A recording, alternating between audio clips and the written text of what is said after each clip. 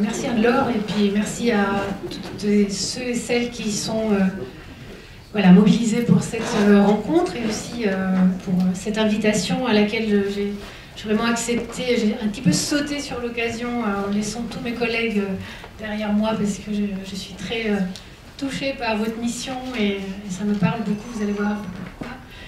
Donc voilà, c'était important pour moi d'être là. Je suis un petit peu émue parce que je trouve que ce que vous faites m'inspire énormément, et j'ai très envie de faire le mieux que je peux. Et voilà, ça fait je ne sais pas combien de mois qu'on est, depuis que Anne-Laure nous a contactés, que j'ai cette conférence en tête, et du coup ça a fait monter un peu la pression, et en même temps, voilà, je suis juste ravie de pouvoir partager quelque chose qui me tient à cœur, et que j'espère pourra vous servir aussi dans vos métiers.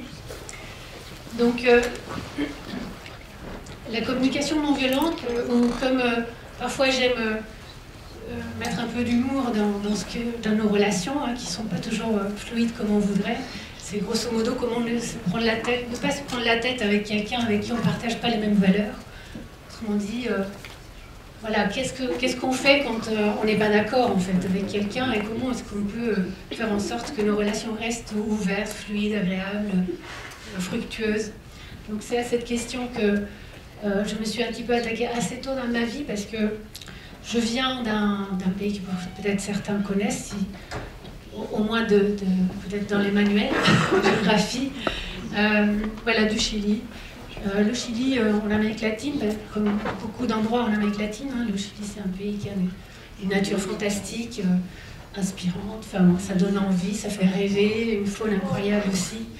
Donc moi aussi j'ai grandi au milieu un peu de toute cette nature, et je me suis dit, voilà, vraiment il faut la protéger, il faut faire quelque chose. Donc j'étais très touchée, et en réalité, petite, je fuguais beaucoup de chez moi. Et il y avait un endroit dans lequel j'allais à Santiago, c'était le zoo de Santiago, qui n'était pas un zoo, c'était pas un parc animalier. Mais donc j'allais observer les animaux, et c'est une des raisons pour lesquelles j'ai sauté sur cette occasion pour venir vous rencontrer. Mais donc voilà, une nature débordante et millénaire, mais aussi une histoire dans laquelle j'ai grandi. Pinochet, j'avais 5 ans quand le coup d'État du Chili a eu lieu. Et donc j'ai grandi dans un environnement de violence. Non seulement pas encore complètement vis-à-vis des espèces de la faune et la flore, mais entre nous, entre hommes et femmes. Et donc j'ai, dans cet environnement plutôt tendu, un environnement social politique tendu, dans ma famille c'était pas non plus très gai. Et donc ça fait de moi une petite fille qui était plutôt renfrognée, plutôt en colère. Et puis très vite j'ai vu en grandissant que dans la rue il y avait aussi de la colère, et qu'il y avait voilà, des camps, les camps pour, les camps contre. Et très vite je me suis empressée de résumer ça en fait. Il y avait les gentils et les méchants. Donc les gens qui avaient compris ce qui était bien, et d'autres qui étaient vraiment pour le mal en fait. Donc je m'étais fait déjà une idée très claire de qui étaient les gentils et les méchants, et donc j'ai bâti un peu ma manière de voir le monde autour de ça. Et puis ça fait sans surprise quelqu'un de moi, ça fait de moi quelqu'un de plutôt en colère, enragé, qui militait, qui se battait.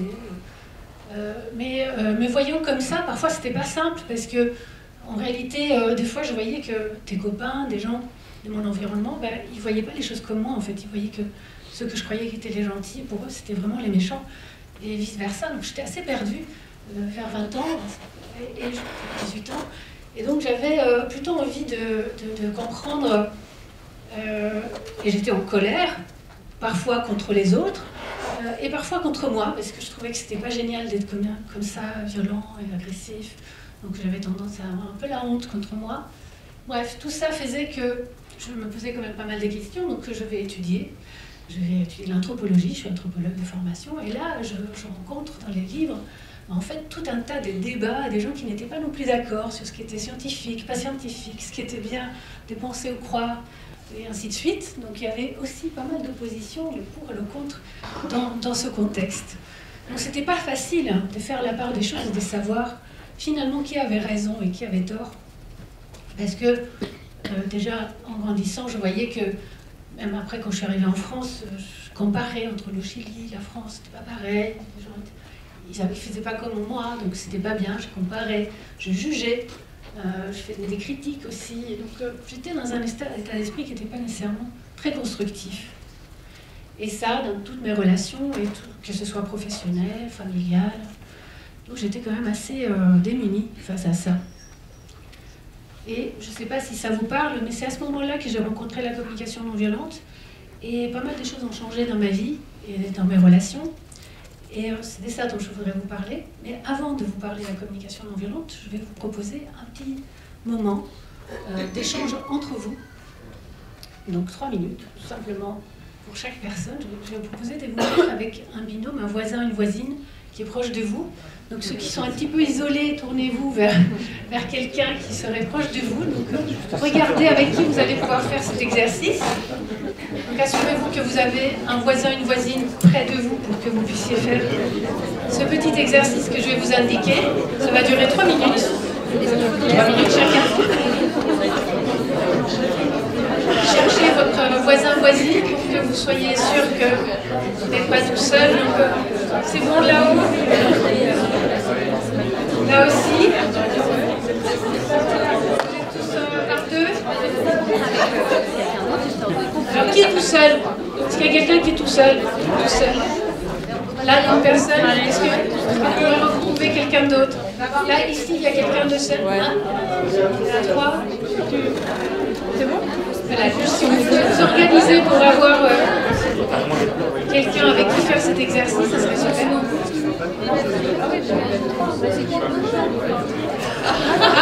Voilà. Vous attendez quelqu'un. Vous êtes toujours tout seul. Alors, est-ce que vous allez participer? Si vous êtes en vision, vous pouvez juste regarder rapidement. Parce qu'on fait un exercice justement, et ça peut être trop bien tout ça, l'utilisateur. D'accord. C'est bon. Il y a quelqu'un qui s'est levé, c'est bon. Donc la personne qui était toute seule a un binôme. Ok. Alors.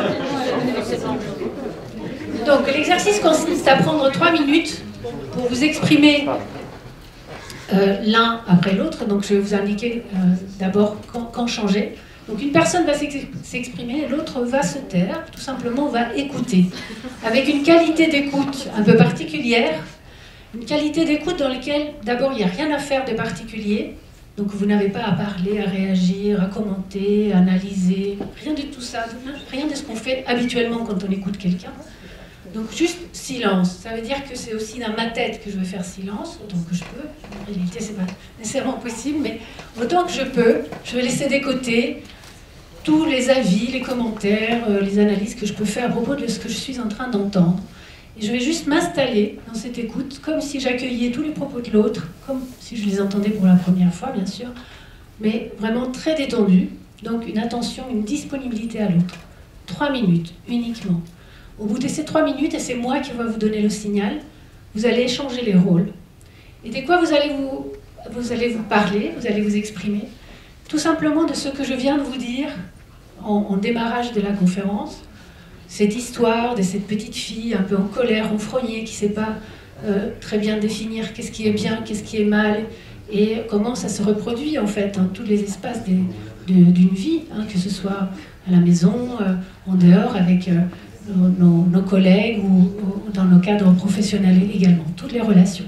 Donc ce que je vous ai dit à l'instant, juste qu'est-ce que vous en pensez de ce que vous venez d'entendre, quel effet ça vous fait de l'entendre, et puis comment ça résonne avec vous et avec vos propres expériences. Donc vous avez 3 minutes juste pour développer ce qui vous vient à l'esprit de façon spontanée, il n'y a rien à faire de bien ou mal, hein.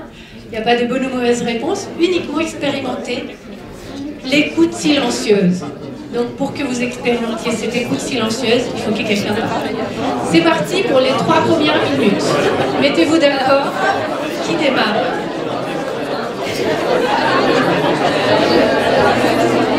Alors pour que vous puissiez vous entendre, il faut quand même baisser un tout petit peu le volume.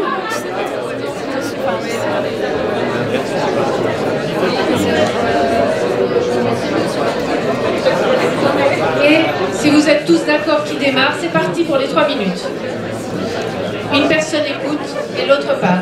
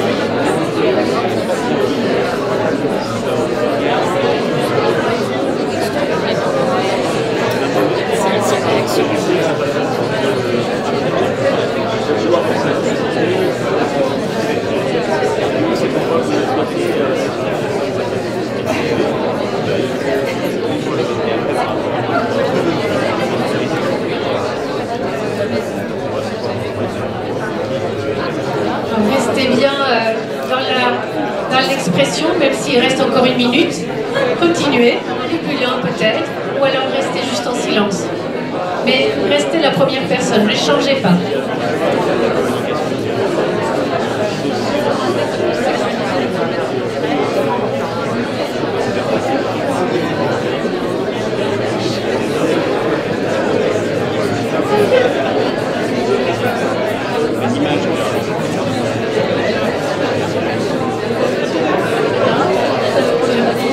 Rappelez-vous que ce n'est pas une conversation, c'est une personne parle et l'autre est en silence. Il écoute en silence.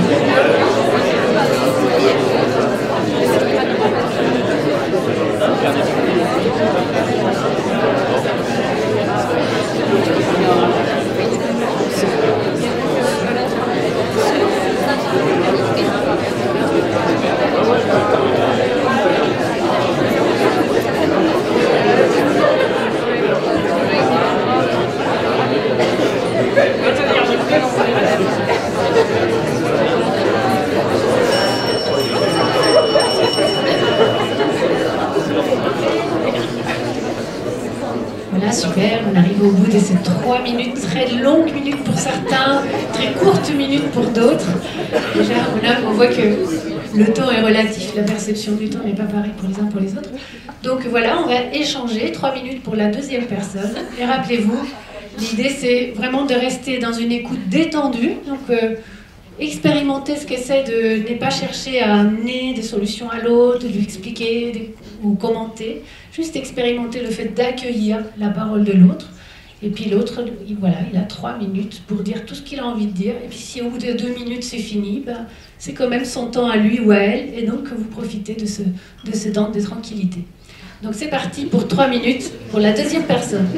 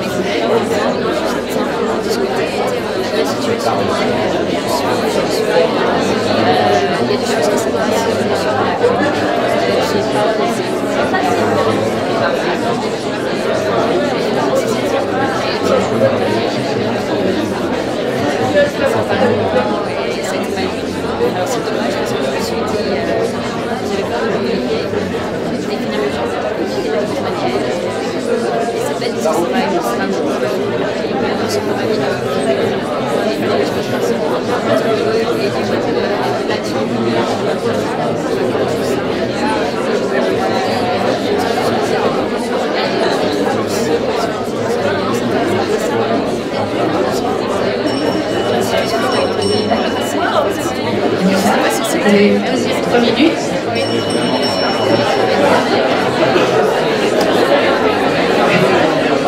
Je vois que vous prenez beaucoup de plaisir à échanger. Ok, on arrive au bout. Merci. Merci pour ce premier temps d'exercice. Alors du coup, je me sens assez curieuse de vous écouter, de vous entendre sur... déjà, comment vous vous sentez après ces temps de 3 minutes d'expression et d'écoute? C'est comment, là? Stressé, frustré? Quoi d'autre? Détendu? Content? Oui, la rencontre. Oui, la rencontre, ok. Donc déjà, on va peut-être noter quelques-unes de ces choses. Donc, ce que vous avez déjà changé.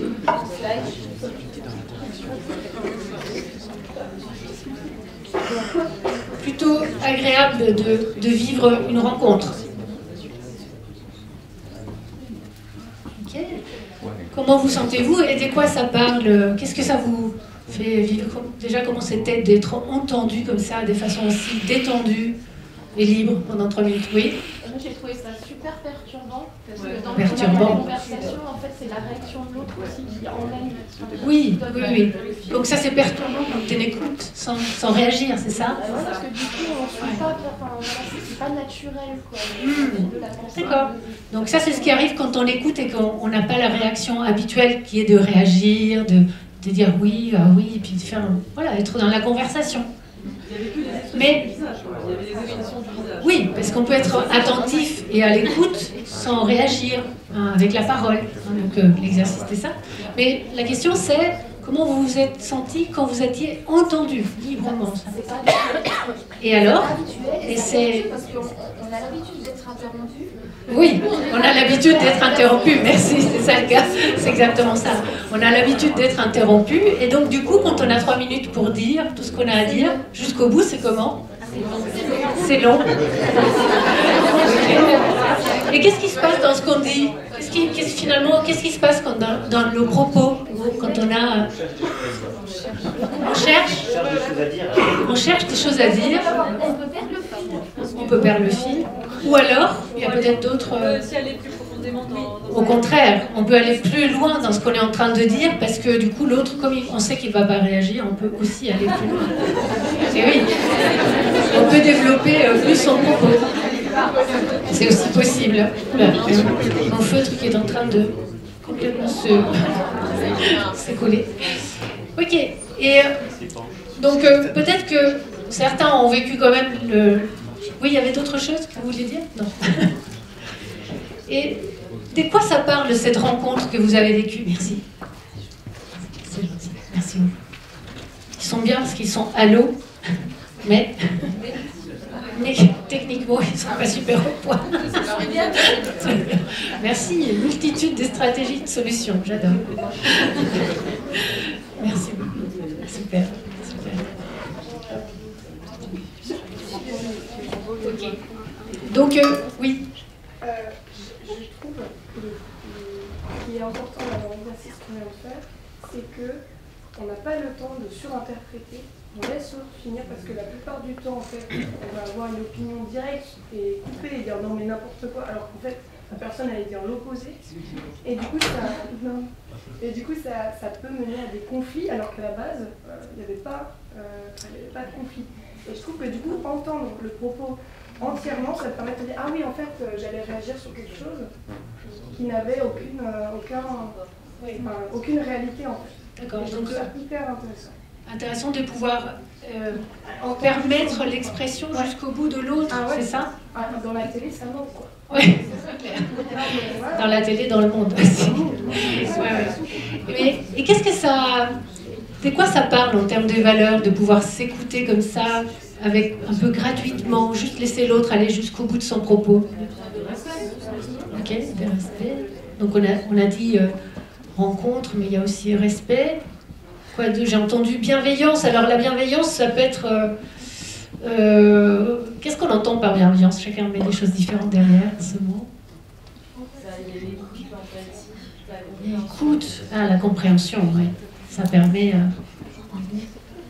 Pas de jugement. Ok. Et quand il n'y a pas de jugement, quand il y a la compréhension, quand il y a l'écoute, qu'est-ce que ça nourrit? Qu'est-ce que ça vient... ça répond à quelle valeur qui compte le plus pour nous tous? Fraternité. Ok. La paix. Ouais.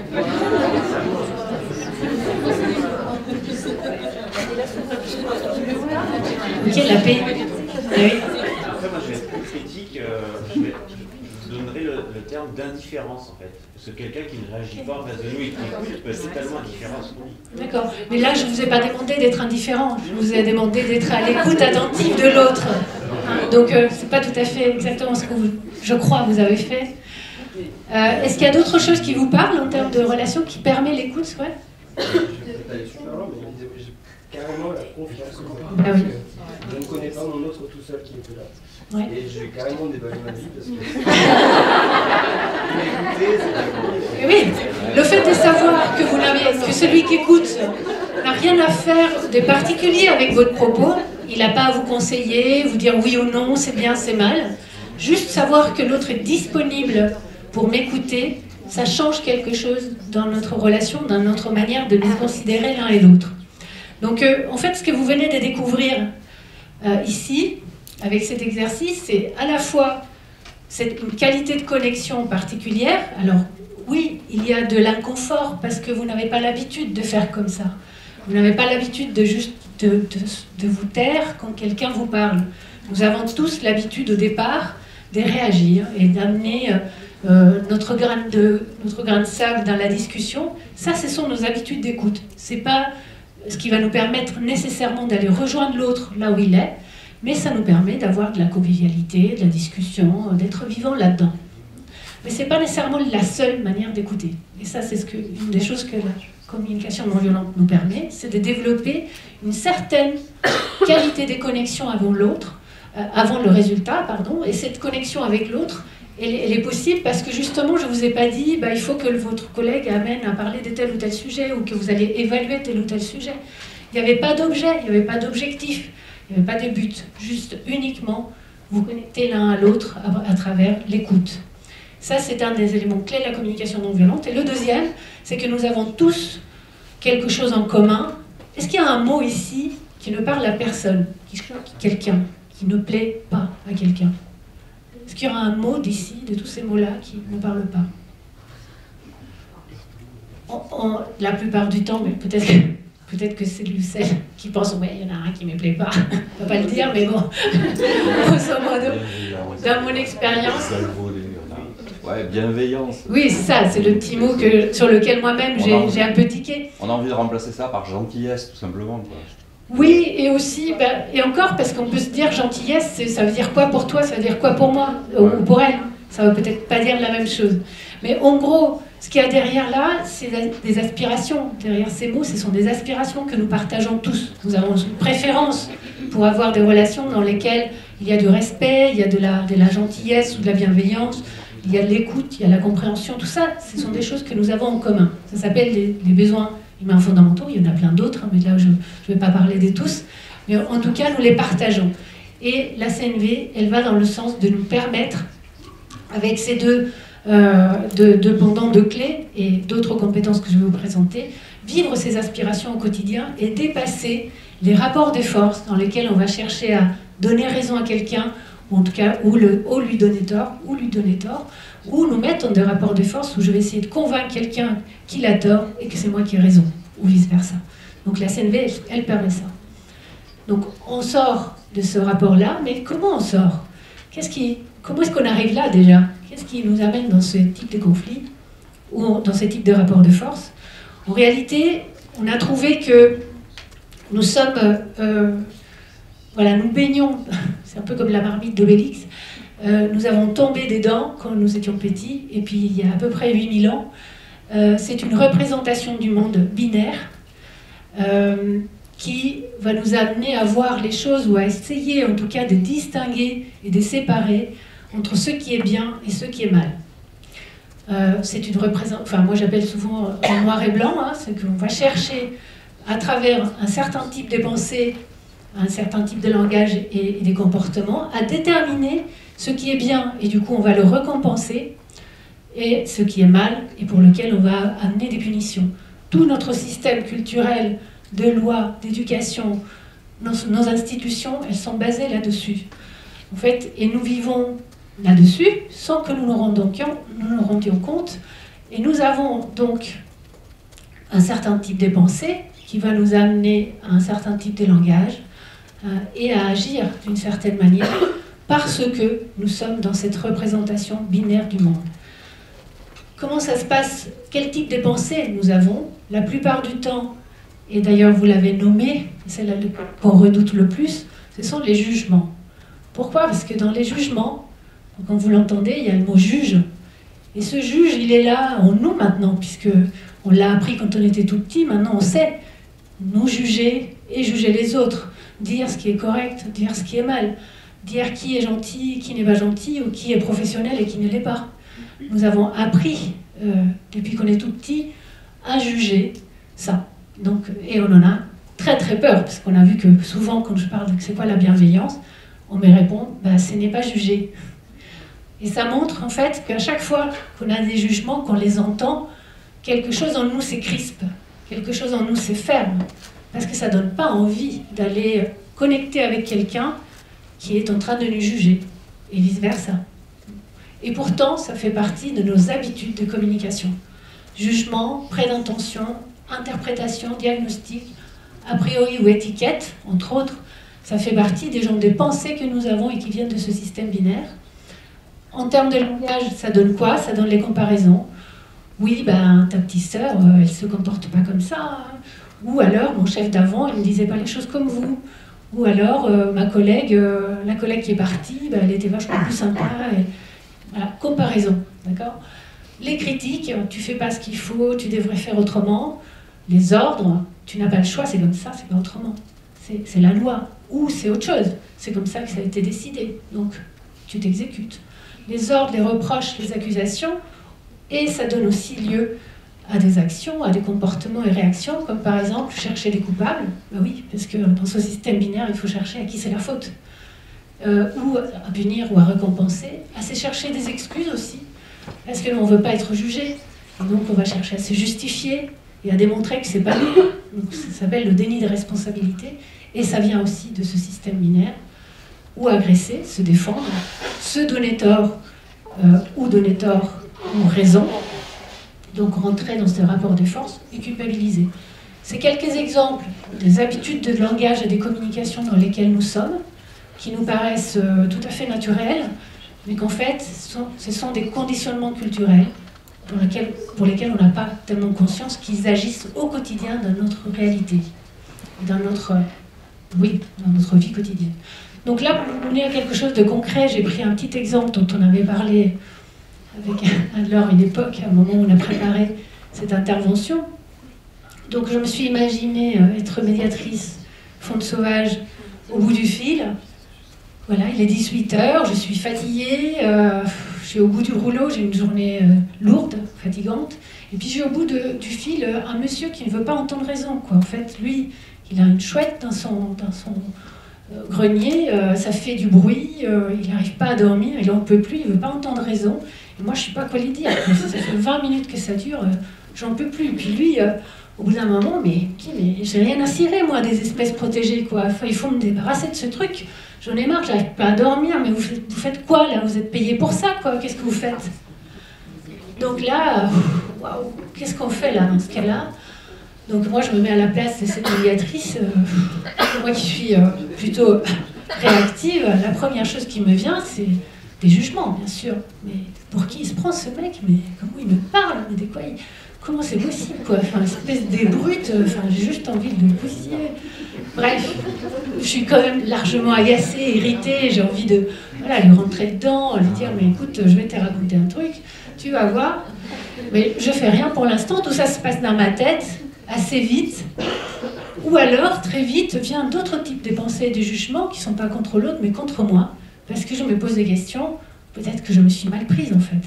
J'aurais dû lui parler autrement dès le départ, peut-être que j'aurais dû lui amener d'autres arguments, plus tôt, à un autre moment, peut-être que j'aurais dû répondre d'une autre façon.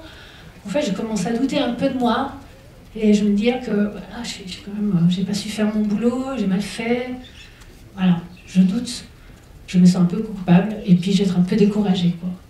Donc en gros, ça c'est ce que nous fait faire ce système binaire, cette conception des rapports humains dans lesquels il faut trouver qui a raison, qui a tort, c'est qu'on se juge, soit on juge l'autre, soit on se juge soi-même.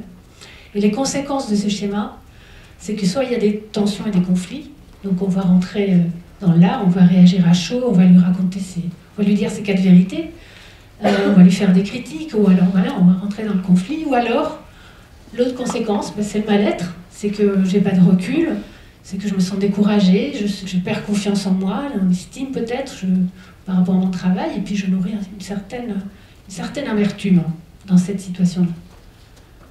Donc, pour moi, la CNV, elle était une alternative à ça, dans le sens où, jeune militante contre la dictature des Pinochet, je me suis dit, ah oui, la non-violence, c'est très très bien. J'avais vu le film des Gandhi, ça m'a vachement inspirée, je me suis dit, voilà, je veux être comme Gandhi. La non-violence, c'est bien. Sauf que je me disais, bon, comment je fais, quoi? Je médite 4 heures sur 24, je m'isole dans une grotte.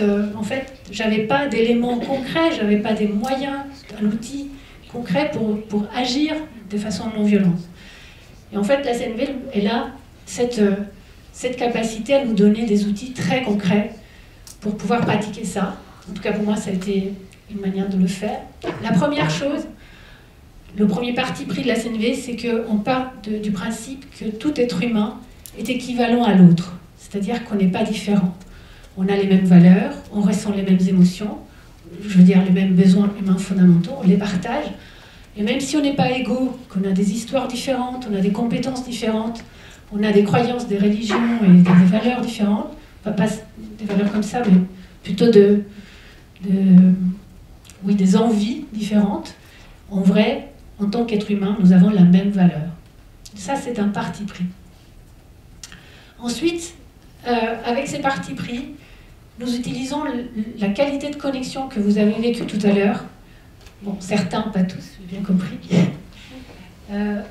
qui est une connexion qui ne cherche pas à amener l'autre quelque part, à le convaincre ou à lui démontrer qu'il a tort. C'est juste une connexion avec l'humain qui est en face de moi.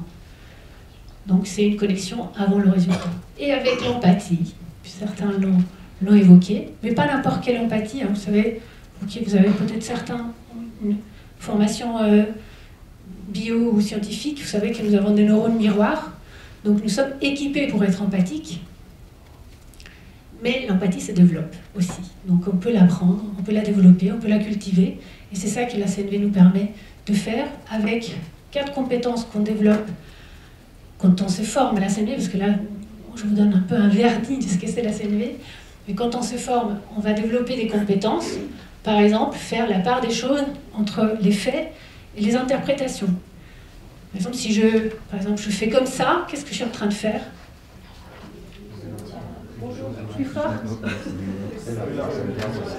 Donc, je dis bonjour, je demande la parole, je me repère, je me lève la main. Voilà, il y a différentes interprétations du même geste. Dans les paroles, dans la communication, c'est pareil.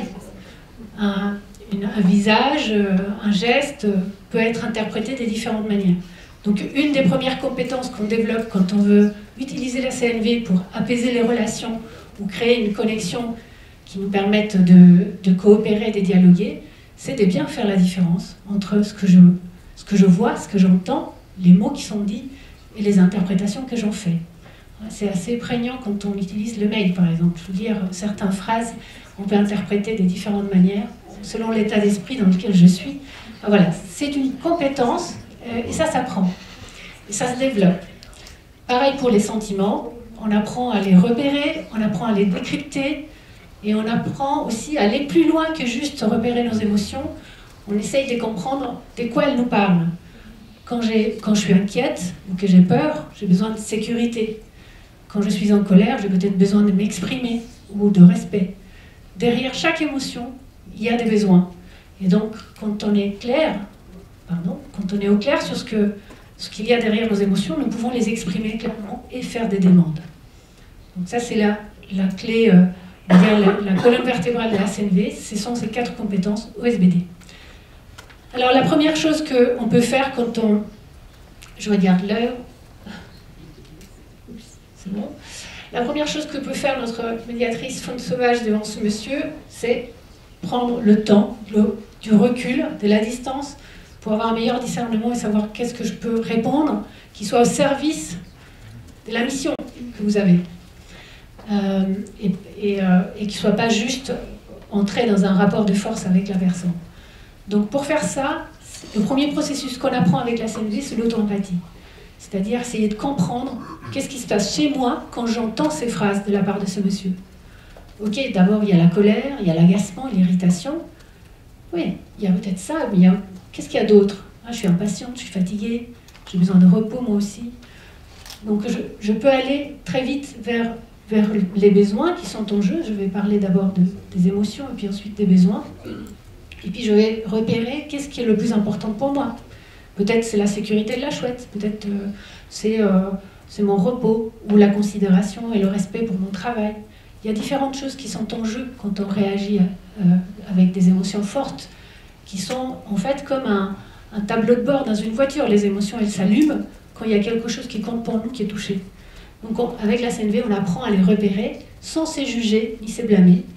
Et ce processus, c'est comme une bulle, on appelle ça comme un airbag, quelque chose, un bulle de protection.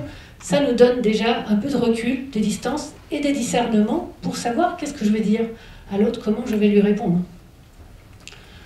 Et une fois que j'ai fait ça, eh bien, je peux me interroger, je peux avoir de l'empathie pour l'autre, en tout cas la pratiquer, essayer.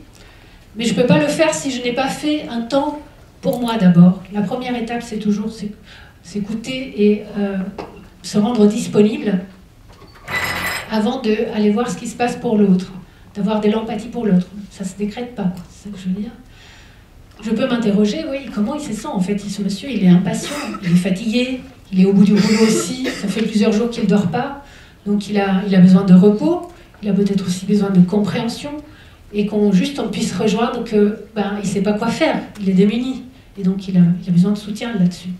Donc la première chose, c'est s'interroger là-dessus, sur qu'est-ce qui lui arrive. Mais voilà, j'insiste sur le fait qu'on ne peut pas être empathique avec quelqu'un si on n'a pas pris le temps de comprendre ce qui se passe pour nous. C'est un peu comme dans l'avion, je ne sais pas si vous avez déjà pris l'avion, dans les dépliants de sécurité, en cas de dépressurisation, je ne sais pas si voilà, de la cabine. Il y a les masques qui tombent, et vous voyez dans le dépliant que quand vous êtes avec un enfant à côté, à qui on met le masque en premier? À soi d'abord.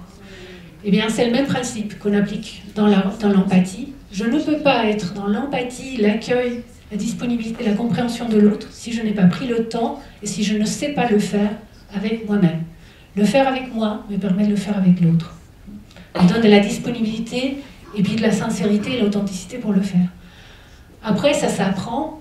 À chaud, c'est difficile.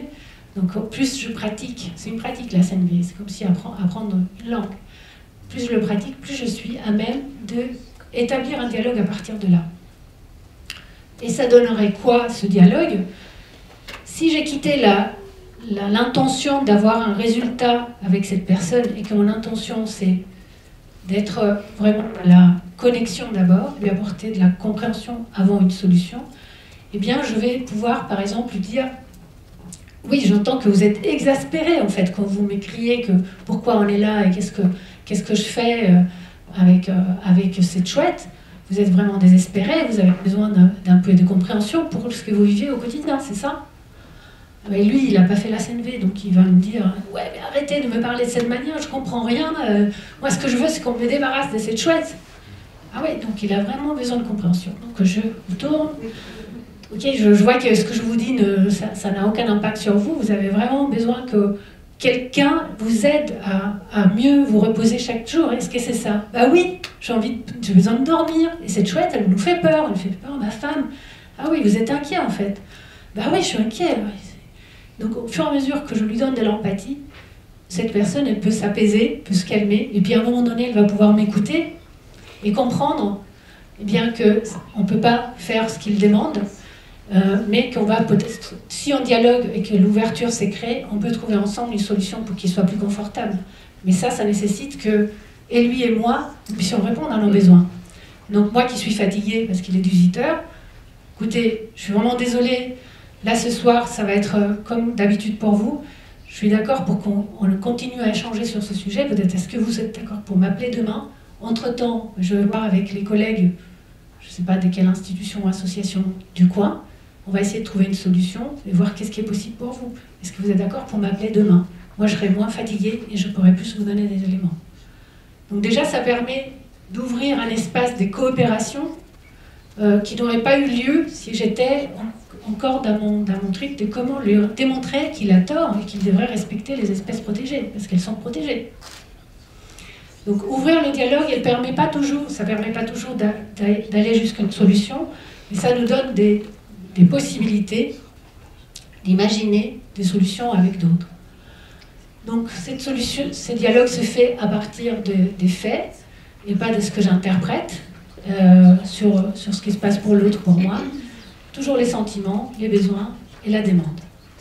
Alors ce processus a été créé par Marshall Rosenberg. Bon, je ne vous dis pas grand-chose, mais vous verrez plus tard.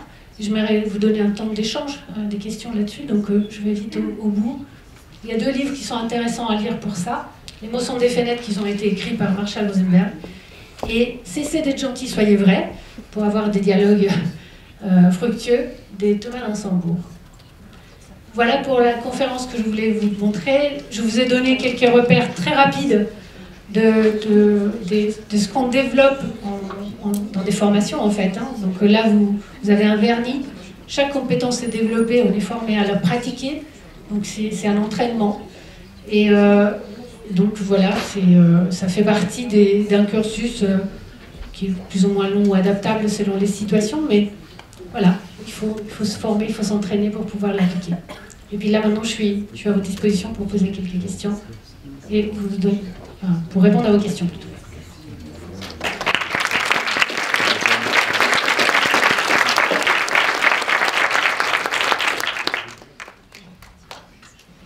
Salut. Merci beaucoup, c'était très intéressant. J'ai une question juste qui m'est venue sur la fin avec il y a un livre qui est apparu et là vous avez lu, c'était Cessez d'être gentil, soyez vrai. Soyez vrai.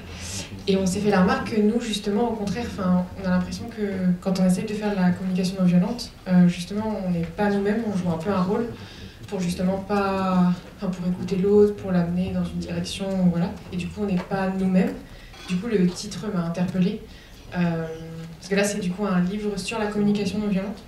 Oui, tout à fait. C'est en fait au tout début, quand on apprend la CNV, tout dépend comment elle nous a été transmise. Hein. Mais moi, il me semble que quand on découvre qu'on est un peu piégé dans un cercle vicieux de vouloir convaincre l'autre qu'il a tort, que c'est moi qui ai raison, ou alors de lui faire croire qu'il a raison et que moi j'ai tort pour avoir la paix, nous ne sommes pas dans la CNV, nous sommes dans la manipulation. Et je ne dis pas que c'est ce que vous faites. Hein. Ce que je suis en train de dire, c'est qu'en général, quand on utilise la CNV pour obtenir quelque chose de l'autre, quel que soit, hein, que ce soit une action ou un oui ou n'importe quoi, ce n'est pas de la CNV, c'est de la manipulation. Donc, en fait, apprendre la CNV, ça suppose qu'on remette légèrement, voire grandement en cause, l'idée qu'il y a des gens qui ont compris et des gens qui n'ont pas compris. Je vous le dis, par exemple, moi je suis végétarienne et longtemps, puisque je travaille sur l'écologie depuis plus de 15 ans, longtemps j'étais convaincue en fait que ceux qui ne faisaient pas, qui n'arrêtaient pas de manger la viande rouge, ben, ils étaient à côté de la plaque, ils n'avaient pas compris. Et donc je faisais déjà la CNV, et donc j'ai utilisé la CNV pour les convaincre en fait que c'était pas bon de manger la viande rouge et qu'il fallait vraiment faire des pas concrets. Et tant que j'étais là-dedans, je considère que je n'étais pas en train de faire la CNV. En tout cas, je n'étais pas dans la posture qui va me permettre de créer un dialogue sincère, authentique avec quelqu'un, même s'il n'a pas les mêmes valeurs que moi. Et c'est là qui nous amène à... C'est ça qui peut nous amener à la manipulation.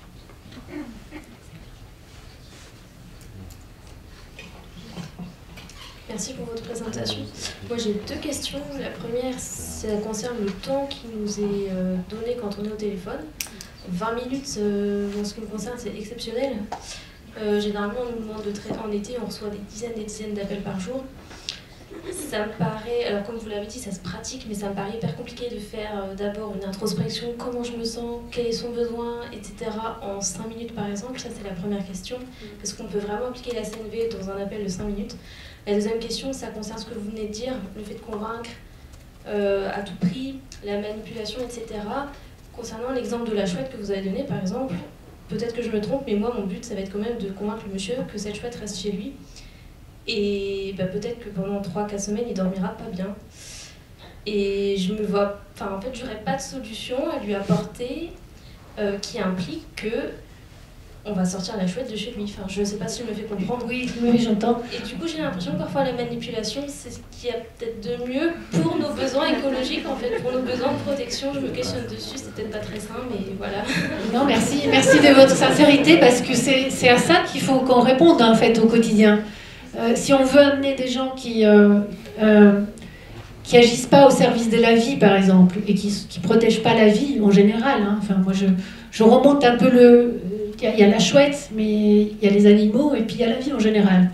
On peut se dire que à partir du moment où n'importe quelle action ne sert pas la vie, bah, elle n'est pas bonne, et qu'il faut il faut montrer qu'il faut faire autrement et qu'il faut changer.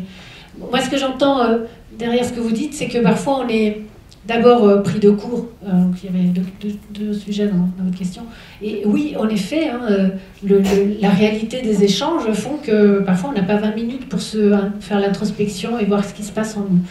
Mais c'est pour ça qu'on s'entraîne à la CNV progressivement jusqu'à un moment où on peut très facilement, en quelques secondes, se dire « Waouh, je reconnais que là, ça se noue, là, dans mon ventre, là. » Donc ça veut dire que j'ai de l'appréhension. Je suis un peu inquiète, donc c'est plutôt l'ordre de la peur. Moi, en tout cas, ça se passe là. Et puis après, quand j'ai très très très chaud, ça veut dire que j'ai vraiment la haine, quoi. Ça va partir, verbalement évidemment. Donc j'ai des signes, je peux les reconnaître. Et progressivement, avec la pratique de la CNV, je le reconnais très vite, en quelques secondes. Ok, je suis là, je respire. Et pour ne pas partir trop vite dans la réaction à chaud. Donc ça, c'est la première étape. Donc ça se pratique, ça s'acquiert, et ça s'acquiert vraiment, donc c'est pas juste la théorie, mais ça nécessite qu'on pratique. Et puis ensuite, bon, je demande l'indulgence parce que c'est un exemple un peu inventé sur la base des quelques repères que j'ai eus. Je fais pas votre travail, donc je sais que ça ne ressemble pas à la réalité. Mais l'autre point, concernant le désir d'amener l'autre quelque part, parce que ça va être utile pour nous et pour la chouette, hein, donc bien sûr, j'utilise le mot manipulation parce qu'il est un peu fort peut-être, hein, mais en même temps, on l'utilise pas mal. La CNV, elle peut être utilisée à mauvais escient. Donc j'ai à cœur que ce soit clair qu'on peut l'utiliser pour la manipulation. Donc à partir du moment où on n'a pas une mauvaise intention de nuire quelqu'un, on peut considérer que c'est une tentative de changer une situation plutôt bienveillante. D'accord ? Néanmoins, la personne...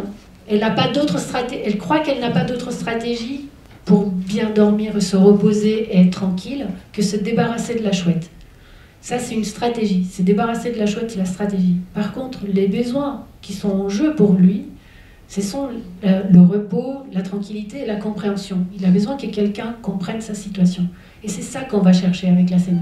On va chercher à lui donner de la compréhension, une écoute qui permette de se détendre Parce que quand on est entendu, comme peut-être certains d'entre vous l'ont vécu, dans les 3 minutes, quand on est vraiment entendu, on peut se détendre un peu. Donc c'est ça qu'on cherche, qu'il puisse détendre pour qu'on puisse ouvrir le dialogue après. Lui, il ne va pas m'écouter tant que je ne l'ai pas écouté en premier. Quand on est dans cette situation comme la vôtre au téléphone, en tout cas. C'est pour ça que je discutais tout à l'heure avec quelqu'un qui disait « bah oui, on les laisse vider leur sac hein ». Donc ça, c'est une première étape. La deuxième étape, qui est plus proche de l'empathie, consiste à reformuler ce que l'autre vit. Donc je dis, ah oui, vous êtes vraiment fatigué, vous n'en pouvez plus, quoi. Vous voulez vraiment qu'on trouve une solution pour que vous puissiez vous reposer. Lui, voilà, la seule stratégie pour ça, c'est que la chouette parte. Mais on peut chercher d'autres. Peut-être qu'il a des personnes chez qui il peut aller dormir, peut-être qu'il y a peut-être un aménagement dans sa maison pour pouvoir le faire. On peut explorer différentes choses, mais il sera prêt à l'explorer que si je lui ai donné d'abord de la compréhension. Ça répond à votre question? Oui, mais ça me paraît compliqué de dire à quelqu'un d'aller dormir chez votre voisin. C'est pas ce que je dis, mais en tout cas, ce que je dis, c'est de chercher d'autres solutions et n'est pas rester accroché à la stratégie que lui, il voit, la seule qu'il voit, mais lui ouvrir. Parce qu'en fait, c'est ça l'intérêt des besoins, c'est que je peux avoir de l'écoute. Par exemple, je me dis, ah oui, non, mais moi, je voudrais que cette personne-là m'écoute. Mais en réalité, pour nourrir mon besoin d'écoute, j'ai plein de personnes qui peuvent m'écouter. Mais habituellement, nous nous focalisons sur une personne, une stratégie, peu importe. Je peux parler par exemple, confiance. Il y a des stratégies qui vont me permettre de nourrir mon besoin de confiance. Il y en a plein, pas une seule. Moi, ce qui va me faire sentir en confiance, c'est que, je ne sais pas, on me propose un siège, par exemple. Ou pour d'autres, ça va être qu'on m'ouvre la porte, ou tout simplement qu'on m'écoute. À partir du moment où je repère le besoin, il y a plein de stratégies possibles. Mais on a certaines qui sont préférentielles pour nous et nous avons la tendance à focaliser là-dessus, comme si c'était unique. Oui, il y a quelque chose que je trouve intéressant, c'est que souvent nous, on est plutôt issus on va dire, de parcours qui privilégient la raison et un certain cartésianisme, tous des parcours plus ou moins d'observateurs, de naturalistes, de scientifiques, etc. Et donc on est quand même en général enclin à bien distinguer avoir raison et avoir le dernier mot, qui sont deux choses totalement différentes. Parce qu'avoir raison, c'est juste observer quelque chose qui est aussi observable par l'autre. Si je dis j'ai un siège devant moi, ça n'a rien à voir avec mon ego. Je peux l'observer, tout le monde peut l'observer. Et j'ai raison de dire que j'ai un siège devant moi. Ça n'a rien à voir avec ma volonté, en fait. C'est indépendant de ma volonté. Et ce que je trouve intéressant avec cette méthode, c'est qu'elle permet à l'autre d'accéder à ce à quoi moi j'ai accédé par la raison. C'est-à-dire que ça désamorce tous les trucs inutiles qui vont faire qu'on va rester coincé dans un espèce de conflit sans issue. Et qu'à un moment donné, moi j'ai pu accéder à la raison et je sais 2-3 trucs vrais sur les chouettes ou sur les serpents ou sur peu importe, ou sur les chauves-souris. Et le but, c'est de permettre à l'autre d'avoir accès à ce à quoi moi j'ai eu accès aussi, c'est-à-dire à la raison. Au fait. Oui, au fait, voilà, c'est ça. Et c'est ça que je trouve intéressant. Et pour le coup, si on l'utilise comme un canal d'accès à la raison, je trouve qu'on n'est pas du tout dans la manipulation, je trouve ça plutôt sain. Voilà. C'est vrai que tant qu'on reste sur les faits, moi je préfère le mot fait que raison, parce que raison, ça nous amène à un endroit plutôt intellectuel auquel, dans les rapports humains, toujours, il n'y a pas que ça en fait qui compte. Hein. On ne sait pas comment, mais c'est parti en vrille. On ne se rappelle même pas pourquoi, dans un échange, c'est parti en vrille. Hein. Donc, la réalité des rapports humains fait qu'il y a la tête, mais il y a aussi les tripes et les émotions. Donc, quand on reste au niveau des faits, vous avez entièrement raison. C'est pour ça que c'est la première compétence qu'on développe.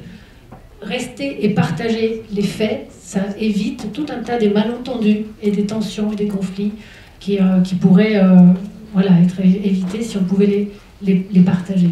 C'est vraiment l'idée du 9 ou du 6, selon le point de vue qu'on a, selon les informations dont on dispose, on n'a pas la même perception de la réalité. Donc tout l'enjeu, c'est mettre ça ensemble. Il reste 3 minutes.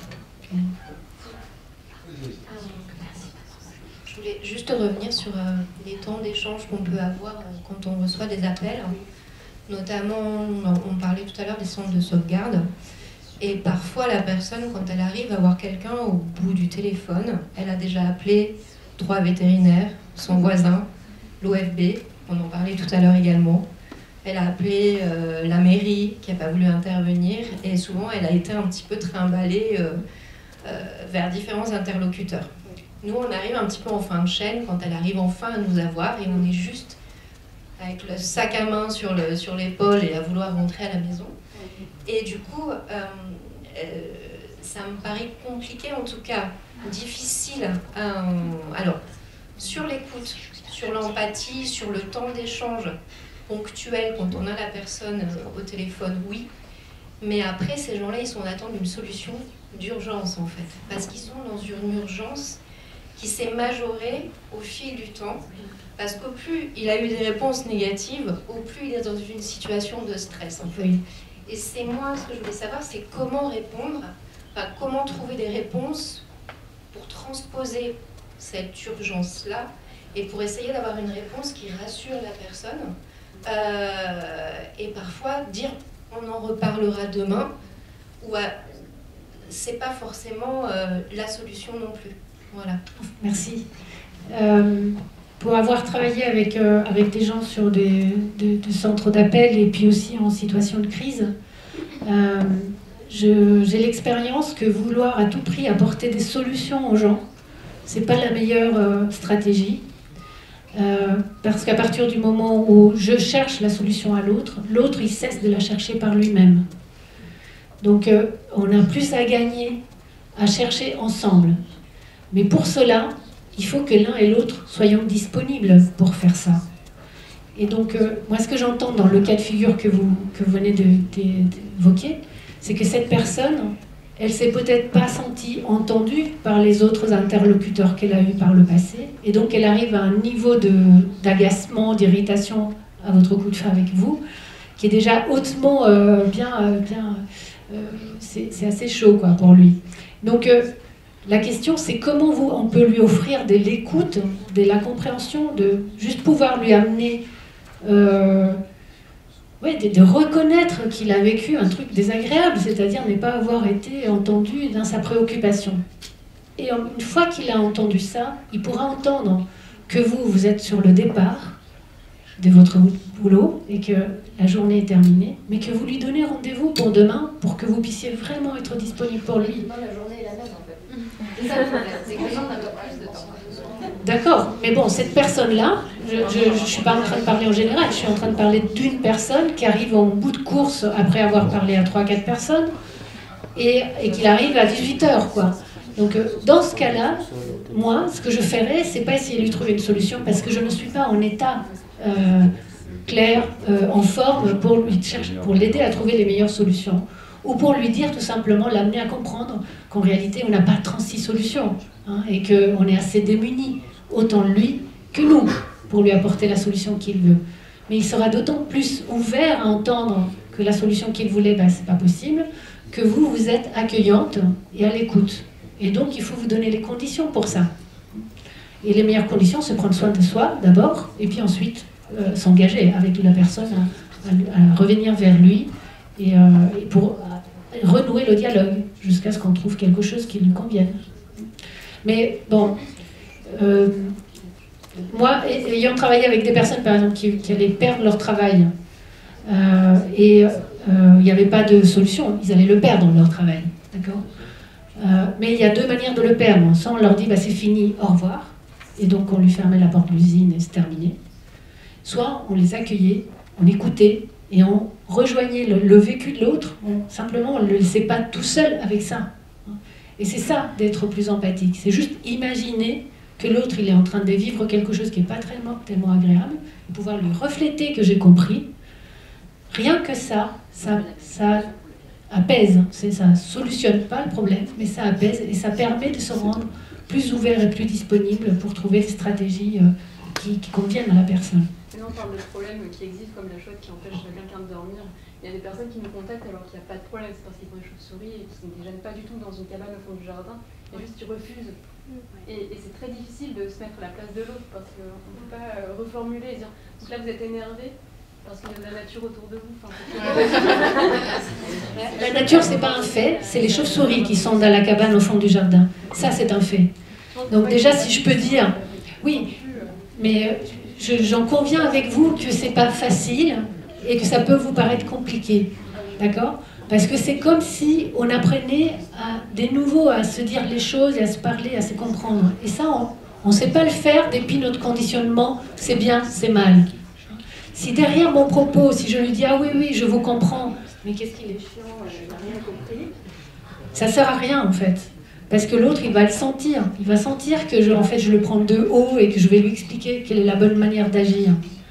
Je ne dis pas que c'est ce que vous faites, mais moi, c'est ce que je fais. Enfin, je peux le comprendre parce que je l'ai vécu. J'ai eu longtemps la tentation, et je l'ai même fait, d'expliquer aux gens comment ils devaient agir vis-à-vis de l'environnement. Et tant que j'étais dans ce rapport d'éducation vis-à-vis de l'autre, c'est-à-dire en croyant que je n'étais pas égale à l'autre, mais que j'étais mieux que lui, parce que j'avais tout compris, quand j'étais dans ce rapport-là, l'autre le sentait, et il n'avait pas envie de dialoguer avec moi, quoi que j'arrive comme argument. À côté de ça, s'ils nous contactent, c'est aussi parce qu'on est des sachants dans l'histoire. C'est-à-dire qu'on a quand même quelque chose qu'ils n'ont pas, c'est les informations sur la biologie, etc. C'est pour ça qu'ils nous appellent quand même. Donc il y a quand même un rapport un petit peu vertical à un moment donné. Si vous le voulez. Si vous le voulez. Et à la fin, je leur propose des solutions, et ça se met à la fin, tu lui en dis, mais pourquoi vous m'avez appelé? Parce qu'à la fin, il te dit, bah non, j'ai laissé finalement la chouette sur le bord de la route avec une élan. On n'entend pas. Oui, bonjour. Je suis Florine du centre de soins des Pays de Savoie. Et il y a eu des situations, enfin c'est un retour d'expérience, mais il y a eu des situations où des fois on se demande pourquoi la personne nous appelle. Je ne sais pas si c'est pour qu'elle soit rassurée ou pour nous dire bah ouais, j'ai eu un animal en détresse et je l'ai laissé sur le bord de la route, ou si c'est un plaisir. Des fois on a du mal un peu à essayer à savoir en fait le besoin de la personne à ce moment-là. On connaît le besoin de l'animal à ce moment-là, mais on arrive, enfin moi j'aurais des fois du mal à imaginer qu'est-ce qui l'a amené à faire ça. C'est ça, parce qu'on a beau des fois leur proposer des solutions. Alors des fois, je pense qu'on a déjà eu tous le cas en centre de soins où il fallait limite commander un hélicoptère pour aller chercher tout de suite l'animal dans la minute et la seconde qui suivait. Mais des fois, on leur propose des solutions même plusieurs, qui peuvent être totalement normales et logiques. Et à la fin, la personne refuse. Donc c'est vrai que des fois, c'est compliqué de se positionner. Oui. Enfin, bon, on peut continuer à imaginer plein de situations, mais c'est vrai que la CNV, ce qu'elle nous aide à faire, c'est d'abord à comprendre pourquoi moi je réagis de telle ou telle manière devant quelqu'un qui m'interpelle, et aussi à comprendre pourquoi l'autre il réagit de telle ou telle façon, par exemple dans ce cas-là. Bah, moi je peux m'imaginer qu'il appelle plutôt pour avoir une confirmation qu'il a bien fait, entre guillemets, parce que lui aussi il est dans cette croyance qu'il y a du bien et du mal, et donc il veut quelque part mieux se sentir par rapport à ce qu'il vient de faire. Enfin, mais c'est une explication, c'est une hypothèse, on n'en sait rien, en gros. Même pas ce qu'il a fait. Ouais. Juste, j'ai vu un animal sur le bord de la route, il faut venir le chercher, parce que sinon, du coup, il se dit qu'il faut... En tout cas, oui, par exemple. Mais en tout cas, il y a plein d'explications possibles de pourquoi telle action, en fait. L'essentiel, c'est de pouvoir les décrypter, mieux comprendre l'autre, pour du coup amener une attitude, avoir une posture qui soit plus au service de la mission que vous avez. Hein. C'est dans le sens où Yeah. c'est pour faire culpabiliser l'autre. Souvent, de responsabiliser. Nous, on dirait que ça serait une interprétation, par exemple. C'est pas un fait. Hein. Et d'où l'intérêt de pouvoir rester au fait. Ok, il a laissé la chouette au bord de la route. C'est quoi mon intention? Est-ce que mon intention, c'est comprendre pourquoi il l'a fait, ou est-ce que mon intention, c'est d'aller secourir la chouette? Donc, s'interroger sur l'intention, c'est une pratique qui peut être aidante pour avoir du recul et ne pas rentrer dans la tension, le conflit avec l'autre. Et je crois que, je ne sais pas qui gère le timing, mais il y a une dernière question. Ouais, c'est la dernière question. Et il y avait une autre là-bas. Alors, chez Buffo, ça fait quelques années où tous les ans, on a la même dame qui nous appelle pour un conflit. Alors là, je pense vraiment qu'on est sur le cas, effectivement, où on ne peut pas faire grand-chose. Elle fait une fixation sur les lézards. Elle a plein de lézards chez elle, et il rentre dans sa maison, il s'immisce dans son lit, et machin. Ah ouais, non, et là, on est de moi à un Capsi. Et là, Bon, du coup, moi j'ai jamais eu affaire avec elle personnellement, et les salariés de l'UFO m'avaient averti, si telle dame t'appelle pour des lézards, on rentre pas forcément dans le truc.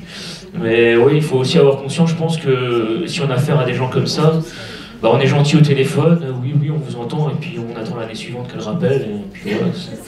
Mais, ou alors peut-être je sais pas, c'est notre boulot de lui dire d'aller voir un psychologue ou machin, mais voilà, elle voit des lézards partout, elle fait une fixation, et bon, voilà, je veux bien qu'un lézard rentre une fois dans une maison, mais bon, voilà. C'est là où le titre du deuxième bouquin que je vous ai montré, Cessez d'être gentil, soyez vrai, ça fonctionne. C'est-à-dire que la CNV, elle n'est pas là pour être gentille.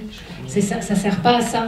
Ça sert à être, à être vrai en fait, en disant, ben voilà, visiblement, elle a quelque chose de...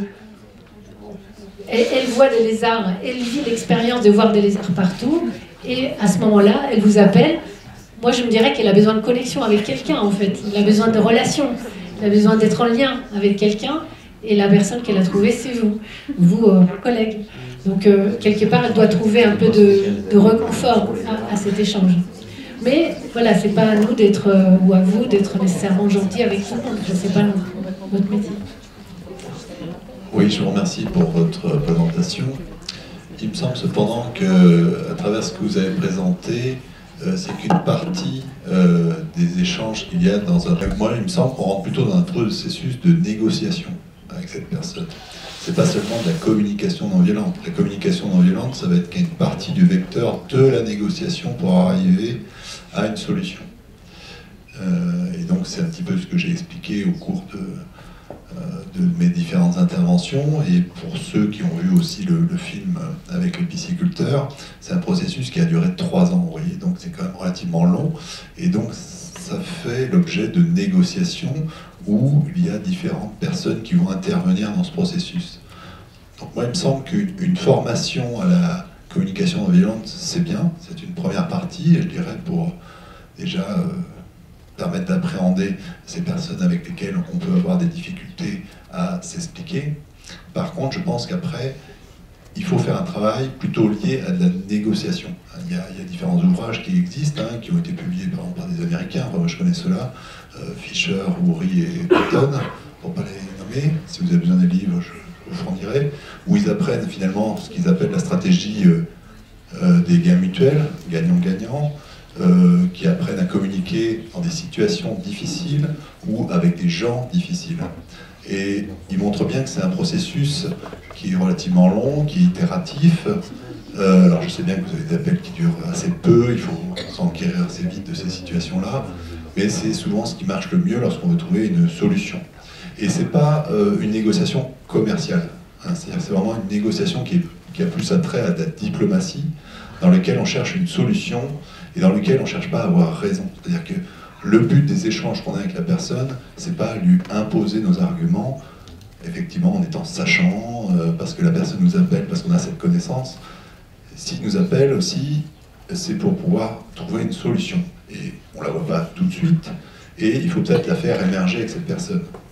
C'est là où finalement on arrive à la stratégie des gains mutuels, c'est-à-dire que nous, eh bien, on va être satisfait d'avoir trouvé une solution avec cette personne, mais que cette personne aussi, elle-même, a peut-être pu trouver des ressources en discutant avec nous pour trouver une solution à l'amiable qui corresponde à la fois au fait que l'animal va pouvoir s'en sortir, qu'on va pouvoir respecter la réglementation, et qu'au final, tout le monde sera satisfait. Donc je crois que c'est plutôt un processus de négociation qui est beaucoup plus long seulement que la stratégie ou la communication non violente. Merci, je voulais juste préciser que la communication non violente n'est pas quelque chose pour comprendre les autres. Ce n'est pas une méthode, une approche pour comprendre les autres. C'est une méthode, une approche des relations humaines pour se comprendre, nous, tous, autant qu'êtres humains. Et c'est pas juste pour comprendre les gens qui nous embêtent, en fait. Déjà, on commence par se dire que nous sommes dedans dans une relation. C'est pas juste l'autre qui est en cause, nous sommes dedans. C'est nous qui construisons les relations.